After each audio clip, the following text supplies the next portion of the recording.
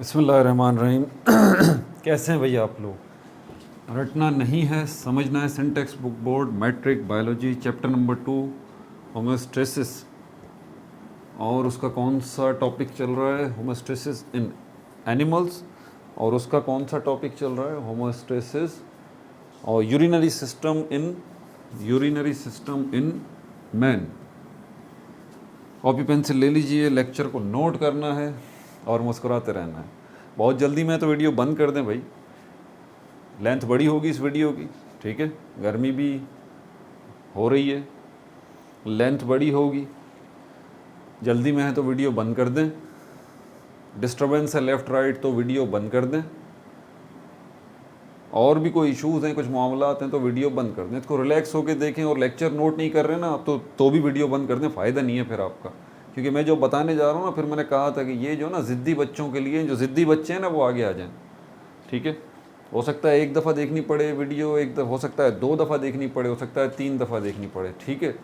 एक दफ़ा में कॉन्सेप्ट जो है मुकम्मल तौर पे जहन में नहीं बैठता, क्योंकि अब जो है वो हम देखने जा रहे हैं, ये होमोस्टेसिस इन एनिमल्स का पार्ट 12 है। पार्ट 12 है ये। और यूरिनरी सिस्टम इन मैन का पार्ट 5 है। Role of kidney in urine formation. Role of kidney in urine formation. बहुत ही ज़्यादा अहम लेक्चर है, बहुत ज़्यादा अहम लेक्चर है। जिन्होंने बच्चों ने पिछली वीडियोस नहीं देखी ना, पार्ट 11 नहीं देखा, 10 नहीं देखा, 9 नहीं देखा, उनके लिए भी बेकार है। उनको समझ ही नहीं आएगा कि कहानी चल क्या रही है। यूरिन फॉर्मेशन मतलब यूरिन का बनना, फॉर्मेशन वर्ड फॉर्म से निकला।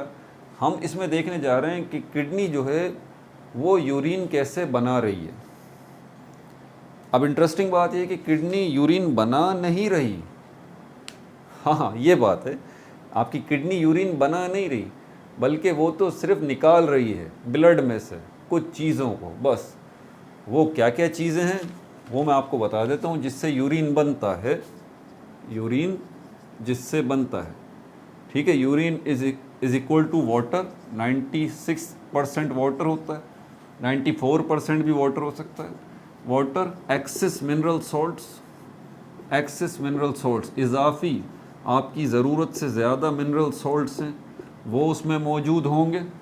यूरिन में पानी मौजूद होगा, एक्सेस मिनरल सॉल्ट्स होंगे, और क्या चीज़ होगी? Nitrogenous waste products.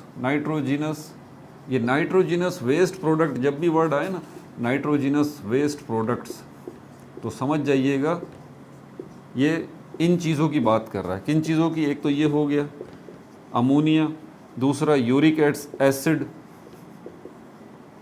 और यूरिया, इनकी बात कर रहा है ये, ठीक है। एक और भी नाम है जिसको हम क्रीटाइन कहते हैं। क्रीटाइन ये भी जो है वो नाइट्रोजिनस वेस्ट प्रोडक्ट ही है। मैंने इसका नाम यहाँ पे लिखा हुआ है, ठीक है भाई। डीअमाइनाइजेशन क्रीटाइन, हाँ क्रीटाइन ही, अगर स्पेलिंग मिस्टेक मुझसे नहीं हो रही तो ये क्रीटाइन जो है वो, अगर स्पेलिंग सही नहीं हुई तो आगे चल के बता दूंगा। ये नाइट्रोजिनस वेस्ट प्रोडक्ट्स, तो ये पूरा का पूरा मिक्सचर जो है ना, वाटर है, एक्सेस मिनरल सॉल्ट्स हैं, नाइट्रोजिनस वेस्ट है, अमोनिया तो नहीं होता, ये तो नहीं होता असल में, ये होता है यूरिया, यूरिक एसिड, ये। तो ये सब मिलके जो है वो यूरिन बनता है। अब ये निकल किस में से रहा है? ये सारी की सारी चीज़ें निकल किस में से रही हैं? ये जहन में रखिएगा आप कि ये सारी की सारी चीज़ें निकल किस में से रही हैं? ये निकल रही हैं आपके ब्लड में से। कैसे निकल रही हैं? ब्लड को फिल्टर किया जा रहा है, छाना जा रहा है, उसमें से निकल रही हैं। आपके ब्लड के 2 हिस्से हैं, ठीक है। एक हिस्सा ब्लड सेल्स कहलाता है जो कि 3 किस्मों के हैं, और दूसरा हिस्सा प्लाज्मा कहलाता है।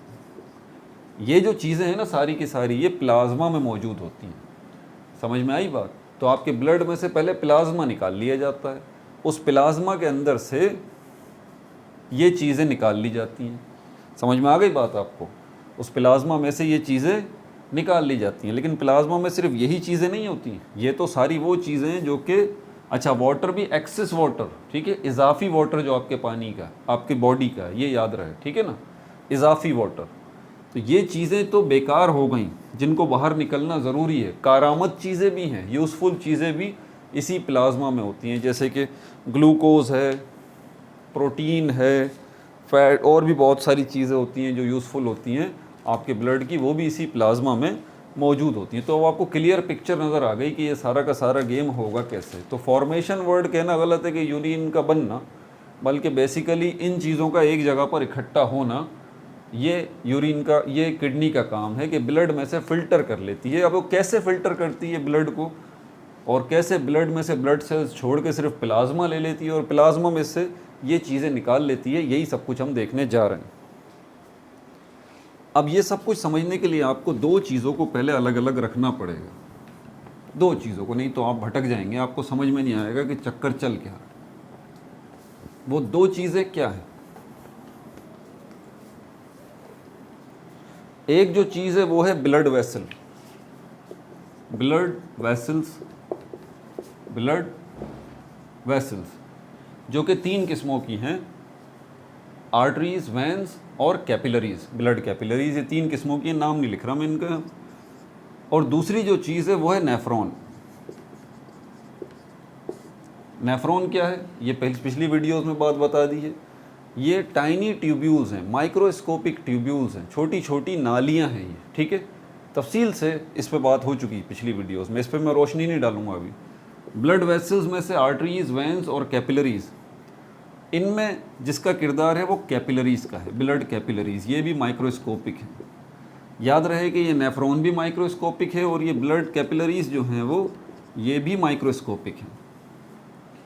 तो इन दो चीज़ों को ज़रा अलग अलग रखिएगा, ब्लड वेसल्स, और ब्लड वेसल्स में कौन सी वेसल्स, आर्टरीज नहीं, वेंस नहीं, बल्कि ब्लड कैपिलरीज। और दूसरी क्या चीज़ है, वो नेफ्रॉन है। तीसरी जो चीज़ है, तीसरी भी सुन लीजिए, तीसरी जो चीज़ है वो ब्लड बजाते खुद है, ब्लड बजाते खुद है। ये तीन चीज़ें हैं जिनको आपने अलग अलग समझना होगा। समझ आ गई बात? अब मैं पहले तो ये नेफ्रॉन बना देता हूँ यहाँ पर, ताकि आपको जो है वो आसानी हो जाए। ये नेफ्रॉन यहाँ पर इस तरह का, ये कप शेप्ड, और उसके बाद ये नेफ्रॉन ये यहाँ पर आ गया, थोड़ा सा इसको बड़ा बना दूँ, और ये यहाँ पर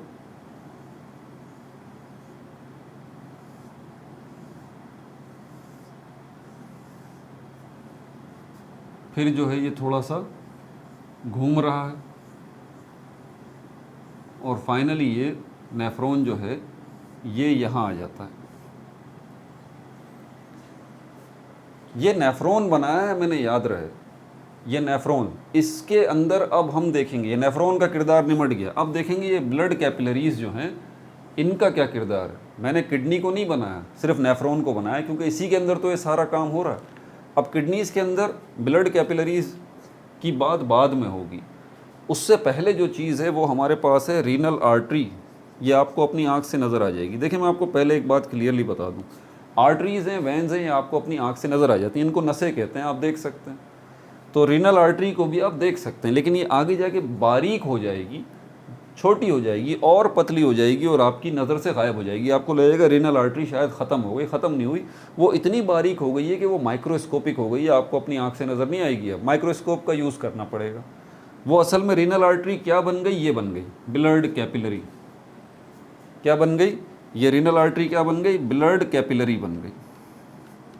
जैसे ही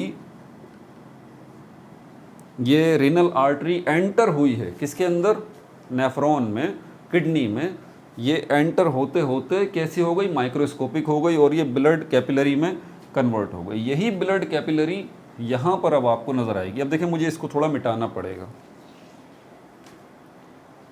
याद रहे कि रीनल आर्टरी जो है इसके अंदर ब्लड मौजूद है, और ये आगे जाके जब ब्लड कैपिलरी में कन्वर्ट होगी उसमें भी ब्लड होगा, ये मत भूलिएगा।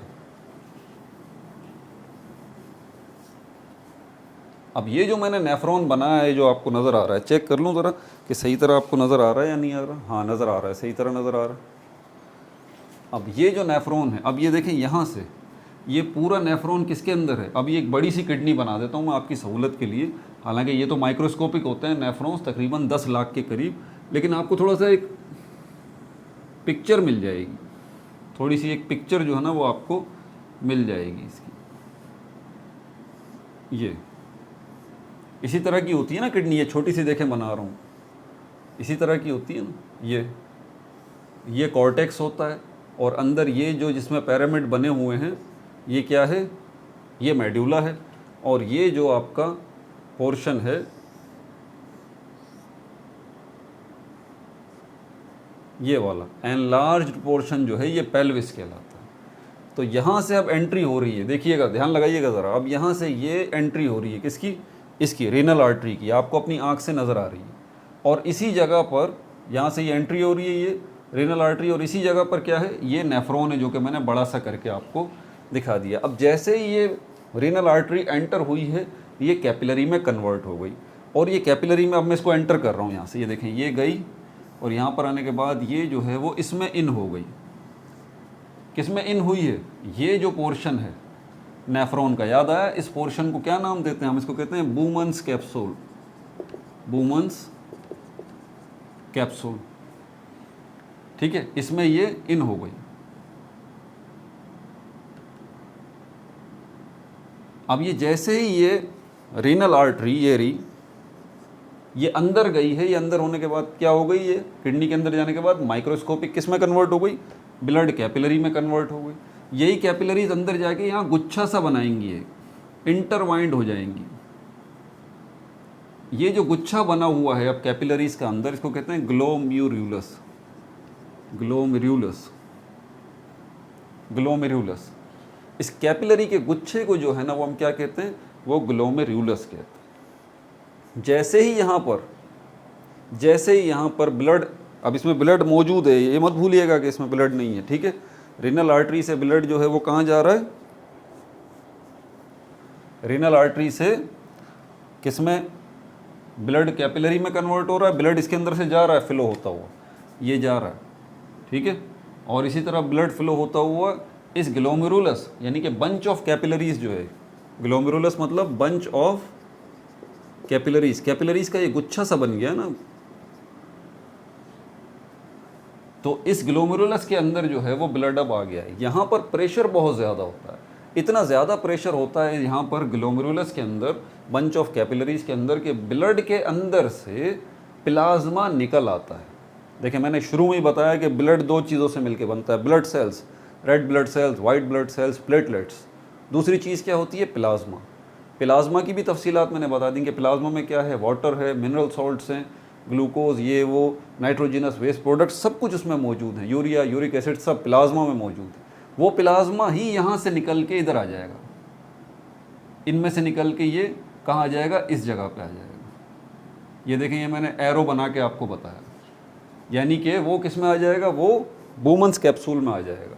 बूमन्स कैप्सूल में क्या आ जाएगा, प्लाज्मा आ जाएगा।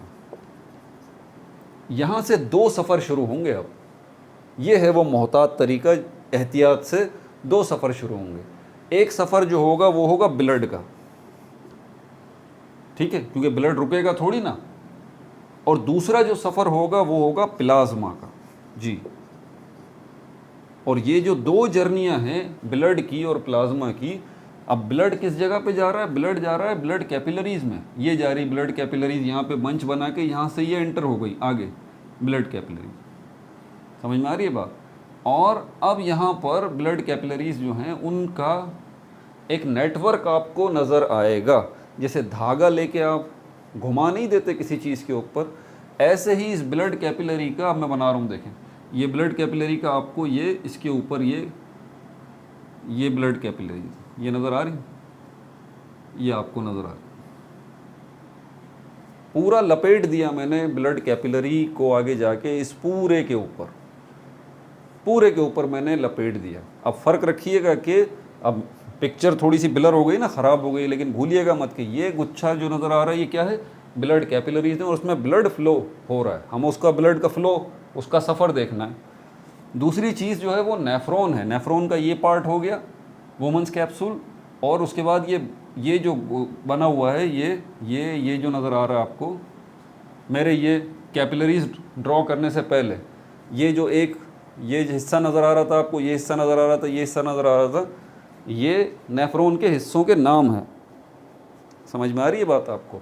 नेफ्रॉन्स के हिस्सों के नाम है। मैं थोड़ी जगह बना लूँ, मुझे एक पिक्चर और यहाँ बनानी पड़ेगी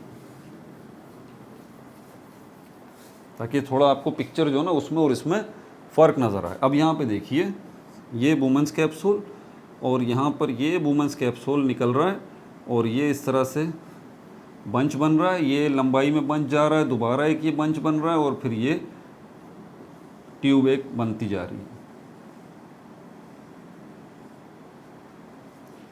ये जो चीज़ है ना, इसको आप ब्लड कैपिलरी मत समझिएगा, मैं ये समझाना चाह रहा हूँ आपको। ये पूरा का पूरा नेफ्रॉन है। ये नेफ्रॉन का वो पार्ट है जिसको वुमेंस कैप्सूल कहते हैं, बी और सी, वुमेंस कैप्सूल। ये वो पार्ट है नेफ्रॉन का जिसको हम कहते हैं proximal convoluted tubule. Convoluted tubule, याद आया कुछ? ये हिस्सा, ये जो है ये वाला, और ये जो हिस्सा है ये इसका क्या कहलाता है? Distal convoluted tubule. Distal convoluted tubule, convoluted tubule. और ये जो हिस्सा नीचे यू की शेप में है, इसको हम क्या कहते हैं, याद आया? इसको हम कहते हैं लूप ऑफ हैनल। अब जगह बच नहीं रही, चले मैं यहाँ बना रहा हूँ। इस ये जो लंबाई में जा रहा है ये क्या कहलाता है? Loop of Henle. Loop of Henle. और ये जो साइड में आपको नज़र आ रहा है इसको कहते हैं कलेक्टिंग डक्ट। कलेक्टिंग डक्ट जो है वो नेफ्रॉन का हिस्सा नहीं है तो सही, जाहिर सी बात है, नेफ्रॉन यहाँ से चल रहा है, वुमेंस कैप्सूल से होता हुआ नेफ्रॉन ये घूम रहा है, कॉइलिंग शेप आ रही है, फिर नेफ्रॉन नीचे जा रहा है, फिर ऊपर आ रहा है, फिर दोबारा कॉइल हो रहा है नेफ्रॉन, और नेफ्रॉन से ही ये आगे कलेक्टिंग डक्ट बन रही है। लेकिन नॉर्मली इसको नेफ्रॉन के स्ट्रक्चर में हम कलेक्टिंग डक्ट को शामिल नहीं करते, लेकिन है तो उसी का हिस्सा। अब इन दोनों पिक्चर्स को आपने ज़रा ध्यान से देखना है, क्या फ़र्क है इस पिक्चर में और इस पिक्चर के अंदर। ये वो पिक्चर है जिसमें हमारे पास मैंने इसके ऊपर ब्लड कैपिलरीज को रोल ओवर नहीं किया। देखें, ग्लोमेरुलस के अंदर आपको कैपिलरीज का बंच नज़र नहीं आ रहा। यहाँ प्रॉक्सिमल कॉन्वोल्यूटेड ट्यूब्यूल, ये जो पोर्शन है, इसके ऊपर भी आपको कैपिलरीज नज़र नहीं आ रही। आपको यहाँ पर लूप ऑफ हैनल पे भी कैपिलरीज नज़र नहीं आ रही, और यहाँ पर भी डिस्टल कॉन्वोल्यूटेड के ऊपर भी आपको कैपिलरीज नज़र नहीं आ रही। लेकिन इस पिक्चर में आपको नज़र आ रही है। इसमें आपको ये बाहर से जाती हुई मोटी सी क्या है, रीनल आर्टरी नज़र आ रही है, अंदर होके बारीक होती हुई ये बंच जो बन रहा है कैपिलरीज का, ये नज़र आ रही है कैपिलरीज आपको, जिसको ग्लोमेरुलस कह रहे हैं। और आगे जाके यही घूम रही हैं, पूरी कैपिलरी जो है वो रोल ओवर हो रही है इसके ऊपर, यहाँ से पूरे के ऊपर। समझ में आ गई बात? ये दो एरियाज़ हो गए। नेफ्रॉन का स्ट्रक्चर भी आपके सामने आ गया, और ये जो ब्लड वेसल ये जो जा रही है आगे और रोल ओवर हो रही है, ये भी आपके सामने आ गया। अब इनके अलग अलग नाम भी हैं, ये भी ज़रा ध्यान नशीन रखिएगा। यहाँ से जब ब्लड कैपिलरी एंटर हुई है, ब्लड वेसल एंटर हुई है, इसको हम जो है वो नाम देते हैं किस चीज़ का, इसको हम कहते हैं रीनल आर्टरी, ठीक है। और ये आगे जाने के बाद यही रीनल आर्टरी माइक्रोस्कोपिक होकर कैपिलरी में कन्वर्ट होती है और कैपिलरी बंच अपना बना लेती है यहाँ पे, इसी को हम कहते हैं ग्लोमेरुलस। और यही ब्लड कैपिलरी जो है वो आगे रोल ओवर हो रही है इस जगह पर और इस जगह पर। तो ये लूप ऑफ हैनल पे जब ये ब्लड कैपिलरी जो है वो आती हैं, तो इस जगह पर जो ब्लड कैपिलरीज हैं, इस जगह पर प्रॉक्सिमल कॉन्वोल्यूटेड ट्यूब्यूल के ऊपर, डिस्टल कॉन्वोल्यूटेड ट्यूब्यूल के ऊपर और लूप ऑफ हैनल के ऊपर जो ब्लड कैपिलरी है, इसका एक और नाम है, ठीक है। तो नाम पे ज़रा कंट्रोल रखिएगा कि ये नाम कौन सा आ गया। तो यहाँ पर इन्हीं कैपिलरीज को एक और नाम दिया जाता है, जैसे यहाँ पर इस बंच ऑफ कैपिलरी को ग्लोमेरुलस कहा जाता है। क्लियर हो गई ये सारी बात? अब ब्लड जा रहा है यहाँ पर, अब ब्लड जा रहा है तो क्या होगा, ब्लड जा रहा है, ब्लड में क्या, इस जगह से ग्लोमेरुलस में प्रेशर बहुत ज़्यादा ब्लड के ऊपर पड़ता है और उसमें से क्या होता है, प्लाज्मा निकल के इस वुमेंस कैप्सूल में आ जाता है। यहाँ से फिर ये वुमेंस कैप्सूल से प्लाज्मा आगे की तरफ बढ़ता चला जाएगा, यहाँ जाएगा, यहाँ जाएगा, यानी कि प्रॉक्सिमल कॉन्वोल्यूटेड ट्यूब्यूल में ये प्लाज्मा घूमता रहेगा। फिर यही प्लाज्मा यहाँ पर आ जाएगा लूप ऑफ हैनल में, यही प्लाज्मा यहाँ से ऊपर जाएगा लूप ऑफ हैनल से होकर डिस्टल कॉन्वोल्यूटेड की तरफ आएगा। समझ में आ रही है बात?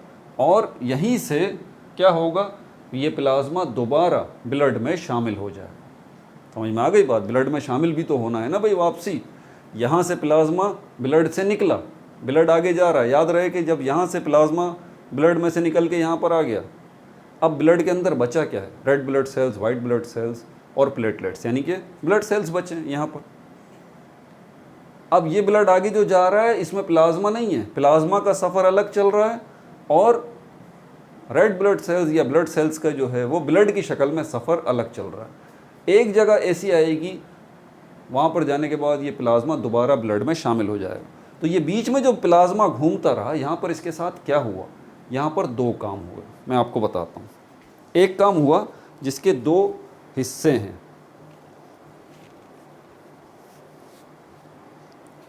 ठीक है भाई, एक काम हुआ इसके दो हिस्से हैं। अब ये मिटा दूं, जगह बनाऊं थोड़ी सी। ये मैंने नोट्स बनाए हैं।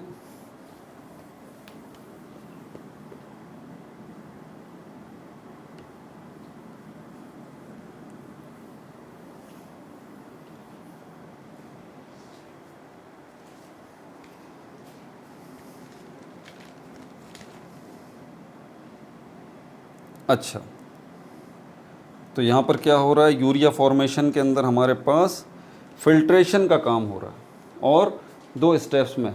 अब ज़रा बाकायदा तरीके से लिख दूँ, क्या है हमारे पास, ये यूरिन फॉर्मेशन के दो स्टेप हो गए। यूरिन फॉर्मेशन, इसके दो स्टेप हो गए। एक स्टेप हुआ फिल्ट्रेशन का, छन के आने का, वो यहाँ पर हो चुका ग्लोमेरुलस में, पता है आपको। यहाँ से ब्लड फिल्टर हो चुका, प्लाज्मा उसमें से निकल के यहाँ आ चुका। दूसरा स्टेप जो होगा रीएब्जॉर्प्शन का होगा। रीएब्जॉर्प्शन का, री का मतलब दोबारा, एब्जॉर्प्शन का मतलब शामिल होना। तो एक तो रीएब्जॉर्प्शन यहाँ पर किस चीज़ का हो रहा है, आपने लास्ट में देखा, प्लाज्मा दोबारा रीएब्जॉर्ब होके ब्लड में शामिल हो गया। ठीक है, अब प्लाज्मा जो है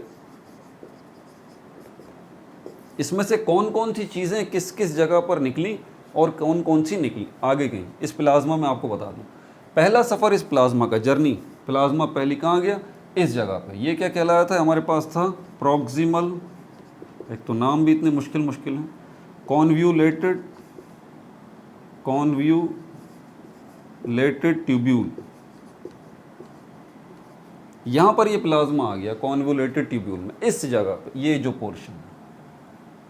यहाँ पर आने के बाद क्या हुआ कि इसमें से रीएब्जॉर्प्शन हुई। क्या हुआ, अल्ट्रा रीएब्जॉर्प्शन कहलाता है। Ultra reabsorption, ultra reabsorption, ultra reabsorption की तफसील यहाँ पे लिखी हुई है मेरे पास। ठीक है भाई, फिल्ट्रेशन हो गया, अल्ट्रा फिल्ट्रेशन, मेल्फिज हो गया, ये हो गया, ब्लड एंटर्स ग्लोमेरुलस, ये भी हो गया, सेलेक्ट फिल्ट्रेशन प्रॉक्सिमल, ये भी हो गया। ठीक है, ये रीएब्जॉर्प्शन के हमारे पास दो स्टेप्स आ जाते हैं। एक हमारे पास जो है वो नॉन सिलेक्टिव है, नॉन सिलेक्टिव है, और दूसरा जो है हमारे पास जो है वो कौन सा है, सिलेक्टिव है। सिलेक्टिव है। अब इन दो वर्ड्स के आगे ही जो है ना सारी कहानी चल रही है। यहाँ पर मैंने लिखा है इसके अंदर, नॉन सिलेक्टिव जो है वो कहाँ हो रही है, इस जगह पे हो रही है, प्रॉक्सिमल के ऊपर। यहाँ पर सिलेक्शन कुछ भी नहीं हो रही, बल्कि यहाँ पर क्या हो रहा है कि जितने भी सारी चीज़ें हैं प्लाज्मा के अंदर, प्लाज्मा के अंदर जो वाटर है, ठीक है, और प्लाज्मा के अंदर जो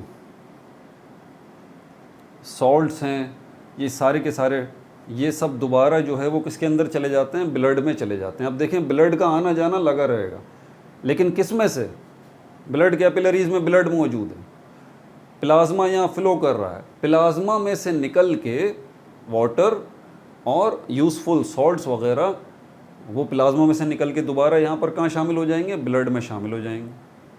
समझ आ गई बात?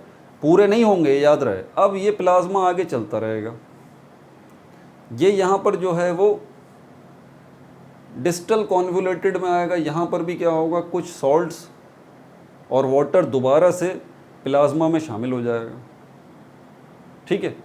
और यहाँ से होता हुआ प्लाज्मा में से ब्लड में शामिल हो जाएगा इस जगह पर। यहाँ से भी प्लाज्मा में से यूज़फुल चीज़ें, ग्लूकोज है और कुछ अमाइनो एसिड्स हैं और कुछ यूज़फुल सॉल्ट्स हैं, वो दोबारा प्लाज्मा में से ब्लड में शामिल होंगे। और ये प्लाज्मा आगे चलता रहेगा, यहाँ पर आएगा डिस्टल पे आने के बाद यहाँ से प्लाज्मा में से अगेन यूज़फुल वाटर और मिनरल सॉल्ट्स जो हैं कुछ, वो दोबारा ब्लड में शामिल होंगे। और यहाँ पे जब ये देखें दोनों जर्नीज़ एक साथ चल रही हैं, ब्लड की भी और प्लाज्मा की भी, ये मत भूलिएगा। तो ये साथ साथ चल रहा है सिस्टम। और यहाँ पर जब ये इन ब्लड कैपिलरीज में ब्लड आएगा और ये पीछे नेफ्रॉन के इस पार्ट में लूप ऑफ एनल में प्लाज्मा आएगा, तो यहाँ पर फाइनली प्लाज्मा के अंदर जो यूज़फुल मटेरियल्स हैं, वाटर है और ग्लूकोज, अमाइनो एसिड्स और दूसरी काम की चीज़ें, वो दोबारा जो है वो यहाँ से क्या होगा, ब्लड में शामिल हो जाएंगी। ये ब्लड फिर क्या होगा, ये ब्लड जो है वो ये बाहर आ जाएगा यहाँ से। और जब ये बाहर निकलेगा ब्लड, तो अकेला तो नहीं निकलेगा ना, ऑब्वियस सी बात है, किसी ब्लड वेसल के ज़रिए ही आएगा। तो यहाँ से ये ब्लड वेसल बड़ी होके क्या बन जाएगी, अब जो है यहाँ जब एंटर हुई थी ये वाली क्या कहलाई थी, रीनल आर्टरी। यही जब बड़ी होके यहाँ आएगी तो ये कहलाएगी रीनल वेन। मैंने पहले ही बताया है कि वेन हो या आर्टरी, आप उसको अपनी आँख से देख सकते हैं। किडनी से बाहर आते ही ये क्या कहलाई, ये अब रीनल वेन कहलाई। समझ में आ गई बात। तो ये पूरा प्रोसेस था किडनी का, जो कि मैंने अभी आपको बताया। क्विक रिव्यू कर देता हूँ दोबारा, क्योंकि ये मुश्किल कॉन्सेप्ट्स हैं, आसान नहीं है, ठीक है ना। क्विक रिव्यू कर देता हूँ। मैंने क्या किया, पोर्शन बनाया पूरा का पूरा नेफ्रॉन का ये हिस्सा बुमन्स कैप्सूल, नेफ्रॉन का दूसरा हिस्सा प्रॉक्सिमल कॉन्वोल्यूटेड ट्यूब्यूल, नेफ्रॉन का तीसरा हिस्सा लूप ऑफ हैनल ये यू शेप्ड, और नेफ्रॉन का चौथा हिस्सा डिस्टल कॉन्वोल्यूटेड ट्यूब्यूल, और नेफ्रॉन का पांचवा हिस्सा भी है ये, जिसको कलेक्टिंग डक्ट कहते हैं, ठीक है। इसकी मैंने बात बताई। फिर मैंने आपको दूसरी एक चीज़ इसमें से दिखाई कि इसी नेफ्रॉन के ऊपर जो है वो क्या हो रहा है, क्या चीज़ मौजूद है इसमें, ब्लड कैपिलरीज जो हैं वो सर्कुलेट हुई हुई हैं, सांप की तरह लिपटी हुई हैं इसके ऊपर, ये जो आपको रेड रेड सी पिक्चर्स में नज़र आ रही है ना, सारी की सारी। और फिर मैंने आपको ये बताया कि इसके अंदर, इन ब्लड कैपिलरीज के अंदर ब्लड जा रहा है। ब्लड जब यहाँ पर पहुँचता है इस जगह पर वुमेन्स कैप्सूल में, इन ग्लोमेरुलस के अंदर, यहाँ से ब्लड में से प्लाज्मा निकल के वुमेन्स कैप्सूल में आ जाता है। यहाँ से दो जर्नीज़ शुरू होती हैं। एक तो बाकी मानदा ब्लड चलता रहता है इन कैपिलरीज के अंदर, और उसके साथ साथ इन जगहों पे जो नेफ्रॉन के पार्ट हैं, प्रॉक्सिमल वाला, लूप ऑफ हैनल वाला, डिस्टल वाला, इनमें प्लाज्मा चलता रहता है, और प्लाज्मा में से यूज़फुल चीज़ें दोबारा ब्लड में शामिल होती रहती हैं। लेकिन याद रहे कि प्लाज्मा में से यूज़फुल चीज़ें दोबारा बैक होकर ब्लड में चली गई, लेकिन एक्सेस वाटर, इजाफी पानी जो था वो, एक्सेस मिनरल सॉल्ट्स, इजाफी मिनरल सॉल्ट्स थे वो, और तीसरी चीज़ क्या थी सबसे ख़तरनाक, नाइट्रोजनस वेस्ट प्रोडक्ट्स, यूरिया, वो नहीं गए, वो इसी के अंदर मौजूद। यहाँ से फिर वो अगली जगह आ जाती है, जहाँ से ये मिक्सचर जो कि अब यूरिन बन चुका है, ये जाके इसमें कलेक्टिंग डक्ट में आ जाएगा। ये कलेक्टिंग डक्ट, इसका नाम ही ये रखा गया क्योंकि ये डक्ट, ये नाली कलेक्ट करने वाली है यूरिन को। ये इस जगह के साथ है, डिस्टल के साथ, इस जगह से ये यूरिन यहाँ पर आ जाएगा, और यहाँ से आने के बाद कलेक्टिंग डक्ट से आगे बाहर निकलेगा। किडनी को अब जहन में ले आए, किडनी का कौन सा पोर्शन था, पेल्विस से आगे यूरिटर, उसमें आएगा यूरिन, और यूरिनरी ब्लैडर में जाएगा। यूरिनरी ब्लैडर से आगे की सारी डिटेल आपको पता है। समझ में आ गई बात। अब एक और चीज़ कि ये ब्लड में यूरिया, ये सब नाइट्रोजनस वेस्ट प्रोडक्ट, ये आए कहाँ से। होता ये कि आपकी बॉडी जो है वो कार्बोहाइड्रेट्स को एक्सेस कर सकती है, अपनी आपकी बॉडी में स्टोर हो सकते हैं, फैट्स भी आपकी बॉडी में स्टोर हो सकता है, लेकिन प्रोटीन आपकी बॉडी में स्टोर नहीं हो सकता, ठीक है। इसीलिए इजाफी प्रोटीन जो होता है, लीवर जो है आपका, जिगर जो है वो आपका, वो क्या करता है कि फिर प्रोटीन को तोड़ता है अमाइनो एसिड्स में, अमाइनो एसिड्स को फिर तोड़ता है किस तरह के, अमाइनो एसिड्स में से अमाइनो ग्रुप को अलग कर लेता है। अमाइनो ग्रुप इसको कहा जाता है NH2 को। अमाइनो ग्रुप अमाइनो एसिड्स में से अलग करके लीवर के सेल्स क्या करते हैं, इसको अमोनिया में कन्वर्ट कर लेते हैं। अमोनिया बहुत ज़्यादा डेंजरस होता है, इसीलिए फिर लीवर के सेल्स इस अमोनिया को किस में कन्वर्ट कर लेते हैं, यूरिया में। यूरिया भी डेंजरस है लेकिन लेस जो है वो टॉक्सिक है। और उसके बाद लीवर के सेल्स इस यूरिया को डाल देते हैं ब्लड में, वही ब्लड चलता हुआ यहाँ आ जाता है रीनल आर्टरी के ज़रिए, उसी ब्लड में ये यूरिया मौजूद होता है। तो पूरी दास्तान आपको इसकी पता चल गई। अपना बहुत ज़्यादा ख्याल रखिएगा। अगला जो टॉपिक है हमारा, 2 वीडियोस मेरे ख्याल में और रह गई हैं, उसके बाद ये चैप्टर आपका ख़त्म हो जाएगा, ठीक है। और तीसरी वीडियो जो बनेगी इंशाल्लाह वो इसके चैप्टर के सॉल्यूशंस की बनेगी। अपना बहुत ज़्यादा ख्याल रखिएगा। No like no subscribe, only share.